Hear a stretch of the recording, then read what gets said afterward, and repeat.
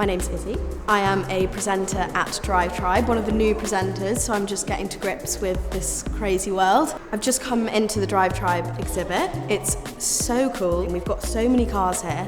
I think when you do a YouTube channel, it's obviously in the air, it's not a physical product, so to see it here as a physical thing is so cool. So I've just walked in here and there is literally a life-size picture of myself, which is really weird but really cool, so that's amazing. So I have seen these cars before in varying degrees of brokenness, because they usually are broken. If they can drive in and out of here, I will be quite surprised. I've got to say my favourite is Oliver. I've sort of grown up with Oliver. I've seen him quite a few times at home, so it's cool to see him in an exhibition so everyone else can come and have a look at him as well.